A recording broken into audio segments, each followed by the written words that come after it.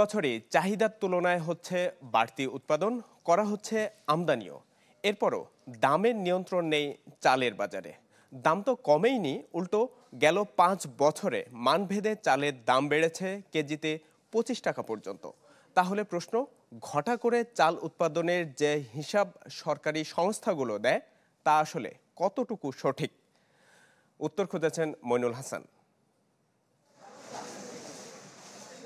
বাঙালির খাদ্য তালিকায় সবচেয়ে দরকারি পণ্য চাল, অথচ নানা অজুহাতে দাম বেড়েছে ধারাবাহিকভাবে, যাতে বেশি চাপে পড়েছেন নিম্ন ও মধ্যবিত্তরা। কৃষক দাম পায় না, আবার আমরা যারা কিনি আমাদের বেশি দামে কিনতে হয়। তো এই জায়গায় একটা পদক্ষেপ নিতে হবে যেন কৃষকও দাম পায়, আমরাও যেন ন্যায্য মূল্যে পাই। চালের কেজি যে 200 টাকা হয় তা তো আমার খাইতে হবে বাবা, না খাই উপায় আছে। টিসিবির হিসেবে গত 5 বছরে মানভেদে কেজিতে 25 টাকা অর্থাৎ 50% পর্যন্ত বেড়েছে চালের দাম। এই সময়ে প্রতি কেজি 38 টাকার মোটা চাল উঠেছে 55 টাকায়। বাড়তি দামের তালিকায় আছে সরু ও মাঝারি চালও, যদিও মূল্য বৃদ্ধির পেছনে কর্পোরেট প্রতিষ্ঠানগুলোকে দুষছেন ব্যবসায়ীরা। 2-3 বছর যাবৎ কর্পোরেট কোম্পানিগুলো চালের বিজনেসে চলে আসছে।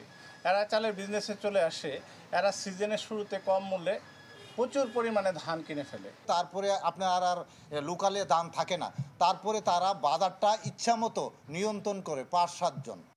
তথ্য বলছে সবশেষ অর্থ বছরে চালের উৎপাদন ছিল 4 কোটি 20 লাখ টন, বিপরীতে চাহিদা 4.25 কোটি টন। কিন্তু তারপরও বাজার নিয়ন্ত্রণে অনুমতি দেয়া হয় আমদানির।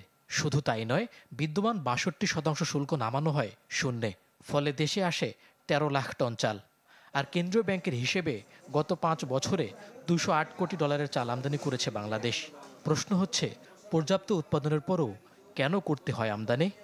সাপ্লাই চেইনে বিষয়গুলো কিন্তু একেবারেই আমাদের কোনো সঠিক কোনো তথ্যপাত্র নেই। ফুল সাপ্লাই চেইনটিকে যদি ফর্মাল না করা যায়, এটিকে যদি ডিজিটালাইজ না করা যায়, এটিকে যদি নিয়মিত ট্র্যাকিং না করা যায়, তাহলে এই সাপ্লাই চেইনের এই নৈরাজ্যগুলো থাকতেই থাকবে। এই জিনিস হয়েছে আগের সাথে। বিশ্লেষকরা মনে করছেন, প্রয়োজন অনুযায়ী আমদানি কিংবা উৎপাদন বাড়াতে নিশ্চিত করতে হবে সঠিক তথ্য উপাত্ত।